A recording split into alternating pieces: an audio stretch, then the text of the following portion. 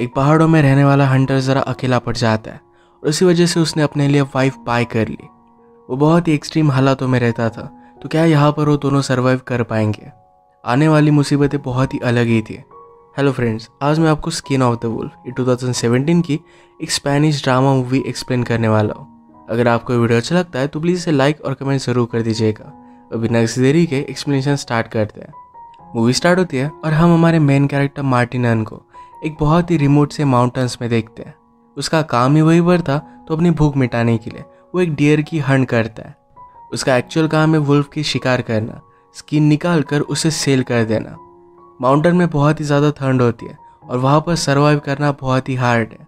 इस ठंड की वजह से जिस गांव में वो रहता है वहाँ के सारे लोग कहीं और रहने के लिए चले गए हैं। उसने अपने लिए कुछ शिप्स को भी पाल कर रखा है, उनका भी वो ख्याल रखता है, पानी गर्म करता है, अपना खाना खुद बनाता है। दिन भर शिकार करने के बाद रात में वुल्फ की स्किन पर वो काम करता है। ऐसे ही अकेला उसका पूरा विंटर बीत गया। फाइनली वुल्फ की सारी स्किन लेकर गांव में आने के लिए रेडी हो गया। रास्ता बहुत ही लॉन्ग था और उसमें बहुत सारी डिफिकल्टीज थी। एक रात उसे गुफा में बितानी पड़ती है। वो फाइनली गांव में आया और गांव के बारटेंडर ने उसे वेलकम किया। जिस बिजनेसमैन को मार्टिनोन सेल करने वाला था उसको बुला लेते हैं। इस बार मार्टिनोन ने अपनी प्राइस बढ़ा दी थी। वो कहता है इन वुल्फ्स में से 2 वुल्फ ये लेडीज थे, वो प्रेग्नेंट थी और नेक्स्ट ईयर मुझे कम वुल्फ्स मिलेंगे। इसी वजह से सप्लाई कम हो जाएगा और वो ज़्यादा चार्ज करता है। बिजनेसमैन ने बात मान ली और इसे वो परचेस कर लेता है। रात में बारटेंडर ने मार्टिनन से पूछा कि तुम्हारे डॉग का क्या हुआ। मार्टिनन कहता है कि डॉग्स के साथ सारी शिप्स को भी वुल्फ्स ने मार डाला था। वो फिर से नया डॉग नहीं पालना चाहता क्योंकि ट्रेन करने में उसे बहुत टाइम लग जाएगा।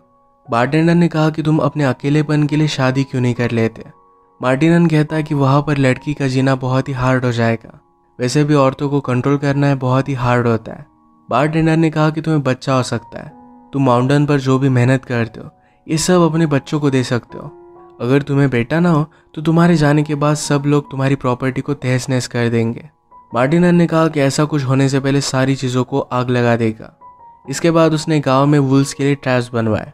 वो एक लड़की से मिलने के लिए आता है जो विडो थी, उसे भी अपनी फिजिकल नीड्स थी, तो ये दोनों एक दूसरे को कुछ भी ना बोलते हुए इंटीमेट हो जाते हैं। इनकी इस तरीके की रिलेशनशिप बहुत दिनों से चल रही थी।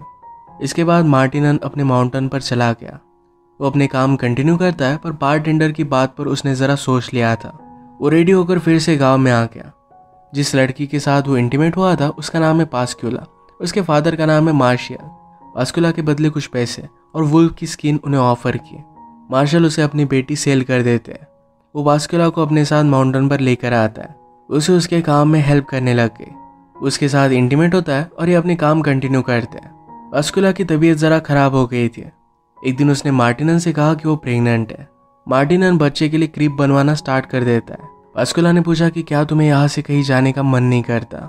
मार्टिनन ने कहा कि मैं यहाँ पर ठीक हूँ। पास्क्यूला कहती कि तुम यहाँ पर अकेले हो, अगर तुम्हें कुछ हो जाता है तो फिर तुम क्या करोगे।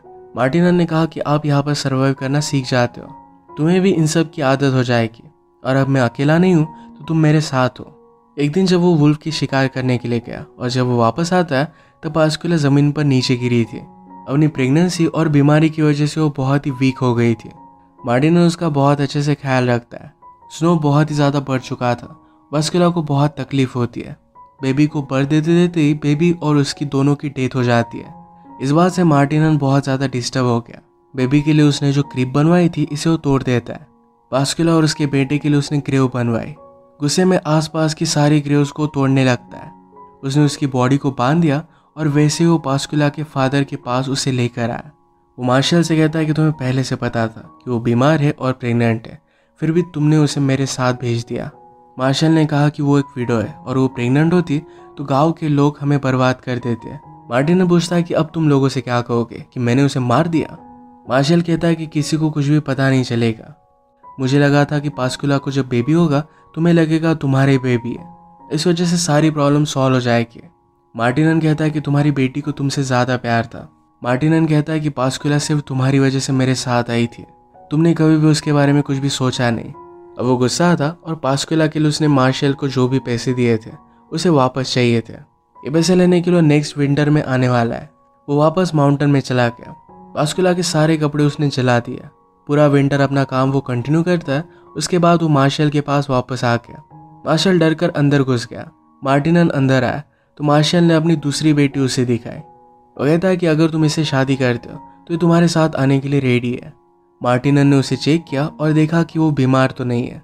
उसके बाद उसे एक्सेप्ट करता है। अगले दिन उनकी शादी हो गई। इस लड़की का नाम था एडेला। फादर एडेला से कहते हैं कि अब तुम मार्टिनन की हो चुकी हो, अब तुम उसके पास से भाग नहीं सकती। अगर तुमने भागने की कोशिश की तो वापस आकर हम सब लोगों को मार डालेगा। उसे पॉइजनस प्लांट के पत्ते दे देते हैं। अगर मार्टिनन के साथ जिंदा रहना उसे बहुत ही डिफिकल्ट लगा तो इन पत्तों के साथ वो सुसाइड कर सकती थी। इसके बाद तुरंत वो माउंटेन के लिए निकल पड़ते हैं। एडेला के लिए सफ़र बहुत ही हार्ड होता है और मार्टिनन उसका ख्याल रखता है। एडेला को ज़्यादा तकलीफ ना हो तो उसका सारा सामान भी उसने ही कैरी किया। एक रात वो उसके साथ इंटीमेट हो गया। वो बहुत ही फोर्सफुल था। एडेला ने यहाँ के रूटीन में एडजस्ट होने का ट्राई किया। कुछ दिनों के लिए मार्टिनन नीचे जा रहा था। एडेला कहती है कि अगर मेरे मदर और फादर से तुम्हारी बात हुई तो उन्हें बताना कि मैं ठीक हूँ। मार्टिनन ने कहा कि यहाँ पर रहना तुम सीख जाओगी। सारी चीज़ों को एडजस्ट करना ज़रा हार्ड है पर इतना बुरा भी नहीं है। वो जाते जाते कह कर गया कि अपना ख्याल रखना क्योंकि यहाँ पर स्नेक्स निकलते रहते हैं। एडेला को रात में अकेले सोने में बहुत ही डर लगता है। वो एक दिन आसपास घूम रही थी और वहाँ पर उसे पास्कुला उसके बेटे की ग्रेव दिखी। उसे पता नहीं था कि पास्कुला को एक बेटा भी हुआ था। इस बात से वो बहुत ही ज़्यादा डिस्टर्ब हो जाती है। मार्टिनन वापस आया। एडेला की मदर ने उसके लिए गिफ्ट भेजा था। ये फिर से वही पॉइजनस पत्ते थे। एक दो दिन एडेला मार्टिनन से कुछ भी पूछती नहीं। वो अपने कामों में बिजी हो गई थी पर उससे रहा नहीं जाता। उसने कहा कि पास्कुला के पास एक छोटी ग्रेव भी थी, क्या तुम्हारा बेटा भी था? मार्टिनन ने कहा कि वो ज़मीन में सिर्फ होल्स है, उसका कोई भी मीनिंग नहीं है। इस बात से एडेला अपसेट हो जाती है। मार्टिनन ने कहा कि तुम्हारे फादर ने तुम्हारी सिस्टर को ऐसे ही भेज दिया। वो बीमार थी और प्रेग्नेंट थी और इसी वजह से उसकी डेथ हो गई। एडेला इस बात पर बिलीव नहीं करती और वो मार्टिनन को बहुत हेट करती है। वो बहुत रोई। एक दिन उसने रियलाइज़ किया कि उसका पेट निकल रहा है और वो प्रेग्नेंट है। इस बात से उसे बहुत ज़्यादा घिन आती है। ये वो मार्टिनन से छुपाना चाहती थी पर ये बात वो देख लेता है। अपनी प्रेगनेंसी की वजह से उसे बहुत ही वीक लगता है तो मार्टिनन उससे कुछ भी काम नहीं करवाता। उसका उसने ख्याल रखने का बहुत ट्राई किया। एडेला को लगने लग गया था कि मार्टिनन ने पास्कुला को मार डाला। इस वजह से उसकी हेट बहुत ही ज़्यादा बढ़ चुकी थी। उसके साथ रहना उसे अच्छा नहीं लगता था। वो जब काम पर गया था तो उन्हें मदर की पॉइजनस प्लांट उसने निकाले। इसे वो कूटकर चाय पत्ती में डाल देती है। रोज़ खाना खाने के साथ जब मार्टिनन चाय लेता था तो इसमें उसे मिक्स कर देती है। रोज़ के काम करने में मार्टिनन को ज़रा वीकनेस आने लग गई। वो इस न्यू बेबी के लिए भी क्रीप बनाने लग जाता है। इस टाइप की टी एडेला मार्टिनन को देना कंटिन्यू करती है। वो इतना वीक हो चुका था कि एडेला के वो पास नहीं आता। एक दिन मार्टिनन जब शिकार करने के लिए जाता है तो मौके का फ़ायदा उठाकर एडेला वहाँ से भागने की कोशिश करती है। वुल्फ को पकड़ने के लिए पूरे माउंटेन पर मार्टिनन ने ट्रैप्स बिछा कर रखे थे। ऐसे एक ट्रैप में फंसकर एडेला इंजर्ड हो गई। वो ऐसे ही निकलने की बहुत कोशिश करती है पर आगे चलकर बेहोश हो जाती है। मार्टिनन जब उसे ढूंढ नहीं पाता तो बहुत ही वरीड हो गया। हर जगह पर घूमने के बाद उसे फाइनली ढूंढ ही लेता है। वो भी सांस ले रही थी पर उसकी हालत बहुत ही ज़्यादा ख़राब है। उसने उसे हीट दी और अच्छे से ख्याल रखा।